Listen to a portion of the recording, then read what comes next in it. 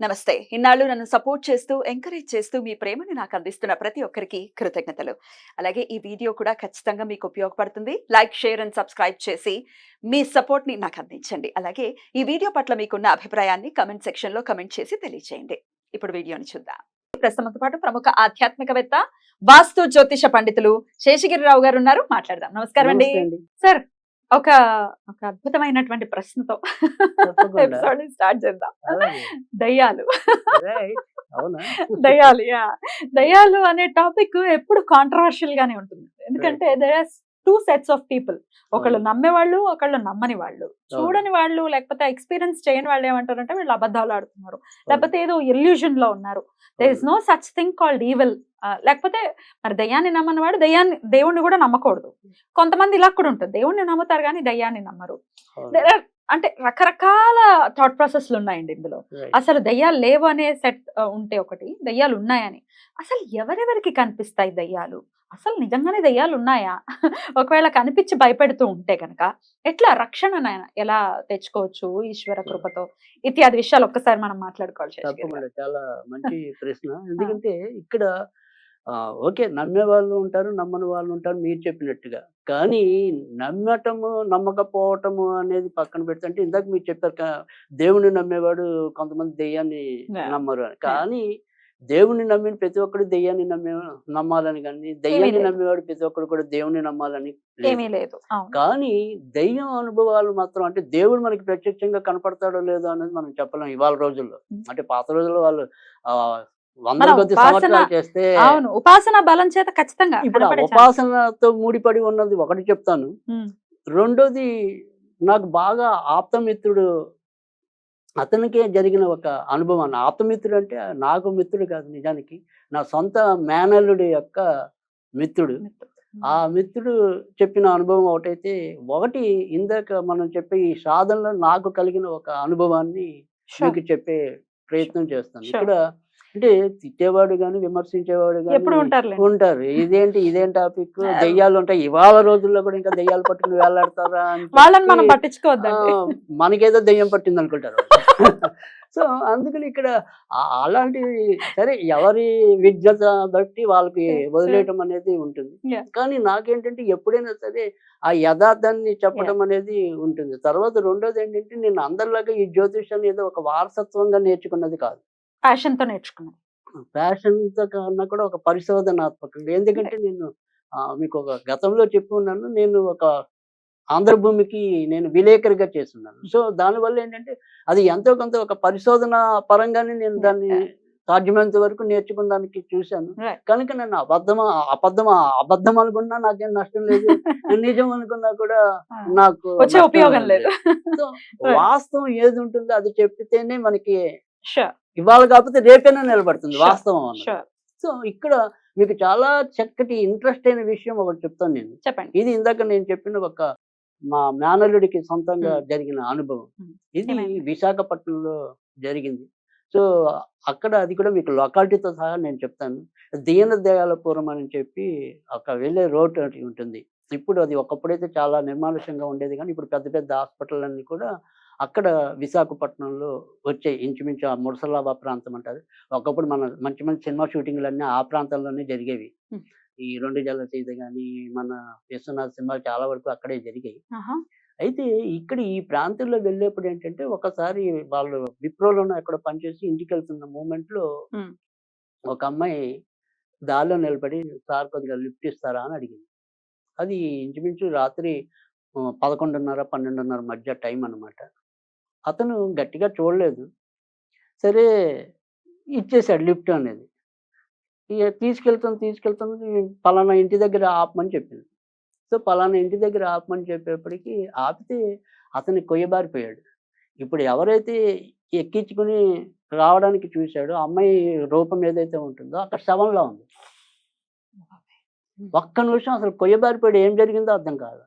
అది అదే రోజు అక్కడ వెంకోజీపాలెంలో సాయంకాలం పూట యాక్సిడెంట్ అయింది ఇదే అమ్మాయికి.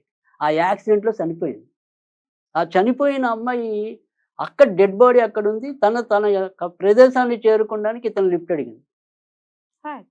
సో అతను అప్పటిదాకా తను ఒక దెయ్యాన్ని ఎక్కించుకున్నానని కానీ, ఒక ఆత్మను ఎక్కించుకున్నానని కానీ తెలీదు. అతనికి అంత మాత్రం తెలియదు. Right. సో అంటే ఆత్మలు చనిపోయినవి కొన్నాళ్ళు మన చుట్టూ తిరుగుతాయి అనేది. ఆ తర్వాత వాళ్ళు దెయ్యాలు అవుతారా, ఇంకోటి అవుతారా అనేది పక్కన పెడతాం. ఈయననేమైనా హర్ట్ చేసిందా? ఏమీ అచ్చేలా. ఏం hurt ఆ చేయలేదు. ఇంటి దగ్గరికి తీసుకెళ్ళమంది అంతే. అంతవరకే. లిఫ్ట్ ఇవ్వండి, ఆ ఇంటి దగ్గరికి తీసుకెళ్ళండి. వెనకాల ఇంకా కనపడటం అంటే మళ్ళీ ఏం లేదు. ఇతనికి అట్లా చూడడానికి కూడా భయం. సాహసం మరి చేయలేదు. భయం వేస్తుంది కదా. భయం వేస్తుంది కదా. ఏదో ఒక నీడలాగా అనిపించింది. సరే ఎక్కించుకున్నాననే ఫీలింగ్ లోనే అతను ఉన్నాడు. తీరా చూస్తే అక్కడ పరిస్థితి ఏమో ఆ రకంగా కనబడింది. అతనికి ఒక నిమిషం అయితే ఒక 2, 3 రోజులు అయితే అతను అలా ఒళ్ళు జలదరింపులోనే ఉండిపోవటం అనేది కూడా జరిగింది. ఇంకా రెండోది వచ్చేప్పటికి ఏంటంటే నా సొంత విషయం అనేది చెప్పడానికి చూస్తాను. అంటే ఇక్కడ మేము సాధనలో ఉన్న వాళ్ళకి ఏమవుతుంది అంటే కనుక కొన్ని కొన్ని ఇల్యూషన్స్ రావటం అనేది ఉంటుంది. అవి భ్రమలో ఒక్కోసారి మనకి తెలియదు. వాస్తవాలు కూడా మనకి తెలియదు. అవి మనం సాధన చేస్తూ ఉండగానే అవి మనకు అర్థమవుతాయి. ఏవి భ్రమలు, ఏవి నిజాలు అని. Right. సో ఈ ఇల్యూషన్స్‌లో ఒక్కోసారి నిజమయ్యేవి ఉంటాయి. ఒక్కోసారి నిజం కానివి ఉంటాయి. Right. ఇక్కడ ఎవరైతే ఒక వ్యక్తి నాకు బాగా మన దగ్గరికి వస్తూ ఉంటుందో, ఆ వ్యక్తికి దెయ్యం ఆవహించినట్టుగా నాకు ఆ రోజు ఇల్యూషన్‌లో కనపడింది. ఆవహించిన ఏదైతే దెయ్యం ఉందో, ఆమె ఒంటి మీద ఒక చోట గాయం చేసింది. సో, అదే ఇల్యూషన్ నాకు లభించింది. నేను వెంటనే మన ఆ అమ్మాయి ఉండేది వైజాగ్‌లోనే. సో, వైజాగ్‌లో నేను కొన్నాళ్ళు అక్కడ ఉన్నాను కాబట్టి పరిచయాలున్నాయి. వెంటనే నేను ఇది ఇల్యూషనా? నిజమా? అని తెలుసుకోవడం కోసం అని చెప్పి ఫోన్ చేశాను. "నీకు పలానా చోట ఏమైనా గాయమయిందా?" అని. "అవును అయింది. తెల్లారేపటికి అలా ఎందుకయిందో కూడా నాకు తెలియలేదు." సో, నేను చెప్పిన స్పాట్ ఏదైతే ఉంటుందో అదే స్పాట్‌లో ఆ అమ్మాయికి గాయమైంది. సో, మరి దీన్ని నిజం అనుకోవాలా? అబద్ధం అనుకోవాలా? సో, అలా దెయ్యము కథలనేవి మనకి కథలా అనిపించొచ్చు. కానీ కొన్ని కథలనివ్వకుండా చేసేవి కూడా ఉంటాయి. సో, అది ఆ రకంగా కూడా కొంత అమ్మ బాబోయ్! జరగటం అనేది ఉంది. ఇంకా సర్వసాధారణంగా తర్వాత రెండోది, మూడో విషయం ఏంటంటే చాలా చిన్నప్పుడు మేము ఉండే ప్రదేశంలో ఇలాగే ఒకళ్ళెవరో నా మీద మట్టి జల్లినట్టు ఉండేది. సో, ఆ మట్టి చూస్తే గనక మనం నమ్మడానికి, నమ్మకపోవడానికి ఉదాహరణ చెప్తున్నాను నేను. ఆ మట్టి అనేది మామూలు మట్టి అయితే ఏదో గాలికి ఎగురొచ్చి మన మీద పడింది అనుకుంటాం. కానీ అలా కాకుండా అది సముద్రం దగ్గర దొరికే ఇసుక. మరి సముద్రం దగ్గరలో ఎక్కడా లేని ఇసుక అక్కడొచ్చి ఎలా పడుతుంది? సో, కొన్ని సార్లు మనం నమ్మినా, నమ్మకపోయినా అతీత శక్తులనేవి ఉంటాయి. సో, అది ఆత్మలు అవ్వచ్చు, లేదా ఇంకో రకమైన గాలి, ధూళి అంటూ ఉంటాం. రైట్. అలాంటివి ఏవైనా కూడా కావచ్చు. రైట్. అయితే ఎవరెవరికి ఎవరికి కనపడతాయండి? అంటే వీక్ మెంటాలిటీ ఉన్న వాళ్ళకి కనపడతాయని అనుకోవచ్చా? లేదా పర్టిక్యులర్‌గా ఈ నక్షత్రాలు వాళ్ళకి కనపడతాయనుకోవచ్చా? ఈ రాశులు వాళ్ళకి కనపడతాయని అనుకోవచ్చా? రైట్. అయితే ఇక్కడ ఖచ్చితంగా జ్యోతిష్యం అదే రకంగా మనం బాగా దాని మీద చేసినప్పుడు ఏంటంటే, ఎట్టి పరిస్థితుల్లో కూడా ఎక్కువ శాతం అయితే గనక ఈ జలరాశులు ఏవైతే ఉంటాయో అంటే మీనరాశి గాని, వృశ్చిక రాశి గాని, కర్కాటక రాశి గాని వీటి మీద తొందరగా ప్రభావం చూపించడానికైతే ఉంటుంది. తర్వాత రెండోది వచ్చేప్పటికి ఏంటంటే, ఈ కర్కాటక రాశిలో కూడా ఆశ్లేష నక్షత్రం మీద అయితే గనక ఎక్కువ ప్రభావం చూపించడానికి ఉంటుంది. ఆ తర్వాత ఇక్కడ వచ్చేప్పటికి వృశ్చిక రాశిలోకి వచ్చేప్పటికి ఏంటంటే, జ్యేష్ఠ నక్షత్రం మీద ఎక్కువ ప్రభావం చూపించడానికి ఉంటుంది. అదే అక్కడ మీన రాశిలోకి వచ్చేప్పటికైతే గనక ఎక్కువ ఉత్తర భద్ర నక్షత్రం మీద ప్రభావం చూపించడం అనేది ఉంటుంది. అయితే ఇక నక్షత్రాల్లోకి వచ్చేప్పటికి ఏంటంటే, ఎక్కువ శాతం ఇందాక చెప్పినట్టు ఆశ్లేష మీద కనపడటం అనేది ఉంటుంది. తర్వాత వచ్చేప్పటికి హస్తా నక్షత్రం మీద కూడా ఎక్కువ కనిపించడం అనేది ఉంటుంది. ఇక ఈ ఉత్తర అంటే రవి నక్షత్రాలు ఏవైతే ఉంటాయో వాళ్ళకి ఎక్కువ కనపడదు. కనపడవు. అంటే ప్రత్యక్షంగా కనపడదు. ఏదన్నా ఒక ఇలా అనుభవాలు వినాల్సిందే తప్ప రవి నక్షత్రాలకి రవి నక్షత్రం అంటే కృత్తిక, ఉత్తరాషాఢ. ఉత్తరాషాఢ. ఈ 3 నక్షత్రాల వాళ్ళకి గనక అంత కనపడే అవకాశాలైతే Right. ఉండవు. Right. తర్వాత మళ్ళీ శ్రవణ నక్షత్రం వాళ్ళ మీదకి కూడా ఎక్కువ కనపడటం అనేది చంద్ర ఉంటుంది. నక్షత్రాల మీద ఉంది. హస్త అండ్ శ్రవణం. రోహిణి కూడా. రోహిణికి కూడా కనబడుతుంది. సో, కానీ చాలా తక్కువ. తక్కువ. బాగా ఎక్కువ కనబడేదైతే గనక ఆశ్లేష, జ్యేష్ఠ, ఉత్తరభద్ర అనేది ఒకటి, హస్త ఒకటి. Right. వీళ్ళకైతే కొద్దిగా తేలిగ్గానే అంటే ఇప్పుడు సపోజ్ ఈ దెయ్యాలు కూడా లేవనుకుందాం. కాసేపు పక్కన పెడదాం. కానీ నజర్ అంటాం కదా, అంటే నజర్, ఆ దృష్టి. దిష్టి అనేది కూడా వీళ్ళకి తొందరగా తగిలేందుకు ఉంటుంది. ఓకే. మరి ఎట్లా అండి? ఇప్పుడు కనపడితే భయమేస్తుంది గదా! అందరూ ఒకేలాగా రైట్. డేరింగ్‌గా ఉండరు గదా! ఇంట్రెస్టింగ్‌గా ఉండదు గదా! భయపడతారు. అవును. మరి భయపడక అవి అసలు మాకు కనపడొద్దు, మా జోలికి రావద్దు, మేము వాడి జోలికెళ్ళొద్దు. మేమేం జేయాలి? అంటే ఇక్కడ ఒకటి మనకి 2 రకాల మార్గాలైతే ఉంటాయి. ఒకటేంటంటే పూర్తిగా మనకేదైతే ఒక పద్ధతులు, పూజా పద్ధతులు ఏవైతే ఉంటాయో వాటి పరంగా వెళ్ళి వాటిని తగ్గించుకోవడం అనేది ఒక పద్ధతి. హ్మ్. అలా కాకుండా ప్రతి ఒక్కళ్ళు కూడా ఈజీగానే చేసుకోవాలి అంటే ఇవాళ రోజుల్లో అంటే ఇప్పుడంటే ఇటీవల కాలంలో ఇప్పుడు ఈ స్విచ్ బోర్డ్స్ అనేది ఇప్పుడు బాగా ప్రాముఖ్యతగా వచ్చాయి. కానీ నిజానికైతే ఇవి మనకి ఎప్పటినుంచో కూడా ఉన్నాయి. ఇంచుమించు ఒక 10, 15 ఏళ్ల నుంచి అయితే విస్తృతంగానే ఉన్నాయి. హ్మ్. బట్ ఒక 2, 3 ఏళ్ల నుంచి అయితే గనుక బాగా ఎక్కువ ప్రాచుర్యంలోకి ప్రాచుర్యంలోకొచ్చాయి. వచ్చాయి.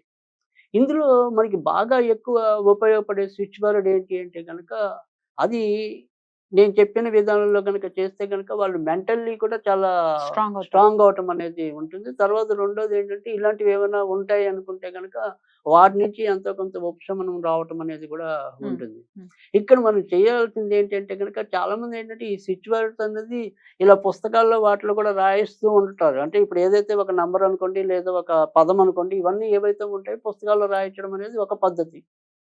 కానీ దానికన్నా కూడా ఏదైనా సరే ఇక్కడ మనకి ఇలాంటి ఈ గాలి, ధూళితో సంబంధం ఉన్నప్పుడు ఏంటంటే మన వేళ్ళల్లోకి వచ్చేప్పటికి ఏంటంటే ఈ ఎడమ చేతి మధ్య వేలు, చిటికెన వేలు చాలా విలువైనవి.